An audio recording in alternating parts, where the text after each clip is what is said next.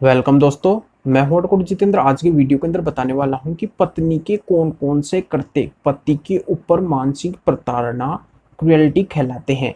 यहाँ पे पूरी डिटेल इस वीडियो के अंदर बताने वाला हूँ।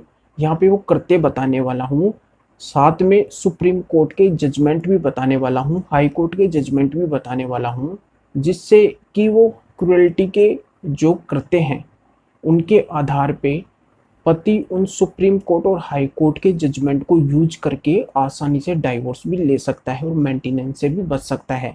यहाँ पे पूरी जानकारी इस वीडियो के अंदर मैं बताने वाला हूँ, तो इसलिए बहुत ही इंपॉर्टेंट ये वीडियो है। थोड़ा लंबा हो सकता है पर पूरी जानकारी इस वीडियो के अंदर आपको मिलने वाली है।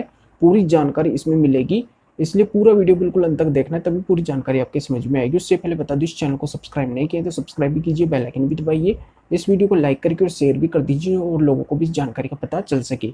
और मेरे से अगर बात करना चाहते हैं, कोई भी लीगल प्रॉब्लम है, तो इस वीडियो को डिस्क्रिप्शन में मेरे नंबर भी दिए गए हैं, अपॉइंटमेंट लेके हम उससे बात भी कर सकते हैं। चलिए शुरू करते हैं।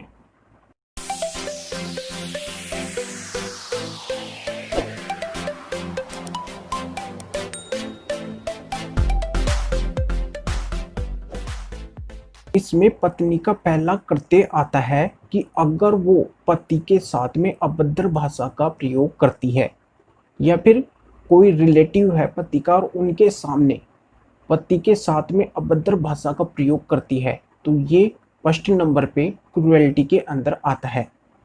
पहला पॉइंट ये है। दूसरा इसमें आता है कि अगर पत्नी सेक्सुअल रिलेशन बनाने से मना कर दे, तो ये भी एक क्रुएल्टी के अंदर आता है। इसमें तीसरा पॉइंट ये आता है कि अगर पत्नी जो सास ससुर है उनके साथ में रहने से मना करे और वो पति के ऊपर दबाव डाले कि मैं अलग रहूंगी, इनके साथ नहीं रहूंगी, तो ये भी एक क्रुएल्टी के अंतर आता है।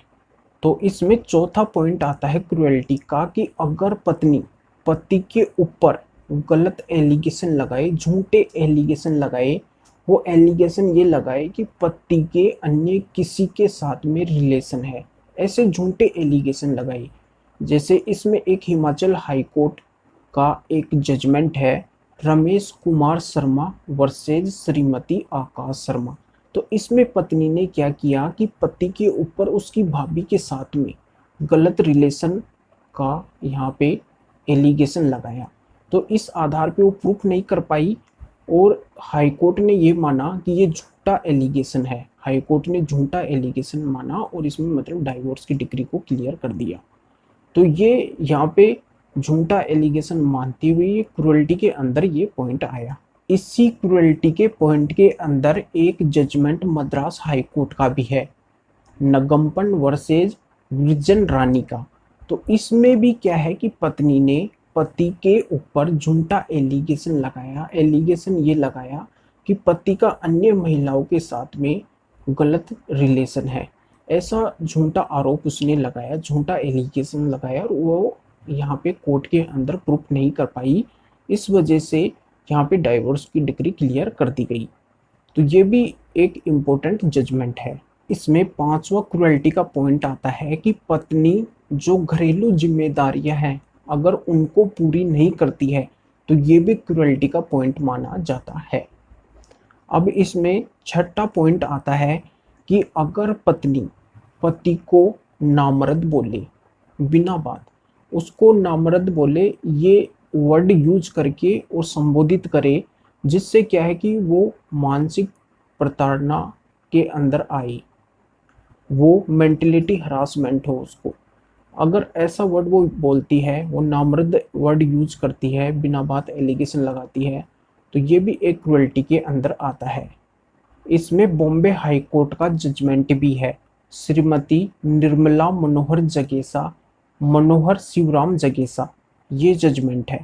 तो इसमें भी क्या है कि पत्नी पति को नामर्द कह के संबोधित करती थी, उसके ऊपर झूठे एलिगेशन नामर्द के लगाती थी, तो ये भी एक क्रुएल्टी के अंदर आता है। इसमें सातवां क्रुएल्टी का पॉइंट आता है कि अगर पत्नी सास ससुर को प्रताड़ित करती है, सास ससुर को प्रताड़ित करे, तो ये भी एक क्रुएल्टी के अंदर आता है। अब इसमें आठवां पॉइंट क्रुएल्टी का, यहाँ पे एक जजमेंट के थ्रू मैं यहाँ पे समझा देता हूँ इस पॉइंट को। गुवाहाटी हाई कोर्ट का जजमेंट भास्कर दास वर्सेज रेणुका दास।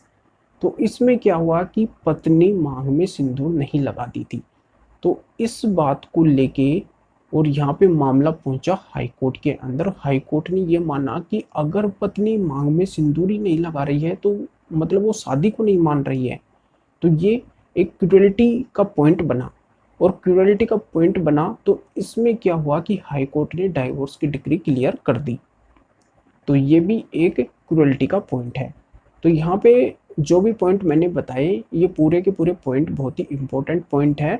अगर ऐसा किसी पति के साथ में होता है, वो डाइवोर्स के लिए अप्लाई करता है और यहाँ पे वो प्रॉपर एविडेंस दे देता है, तो इन एविडेंस के आधार पे साथ में मतलब इन जजमेंट को यूज करके वो आसानी से डाइवोर्स दे सकता है। और इसमें कई पॉइंट ऐसे हैं जिनके आधार पे उसको मतलब मेंटेनेंस भी नहीं देना पड़ेगा। तो ये पूरी जानकारी आपके समझ में आ गई होगी। तो इस वीडियो को लाइक करके और शेयर भी कर दीजिए जो और लोगों को भी जानकारी का पता चल सके। तो फिर आगे मिलेंगे आपसे नए वीडियो नए टॉपिक के साथ में। आप सभी का बहुत बहुत धन्यवाद।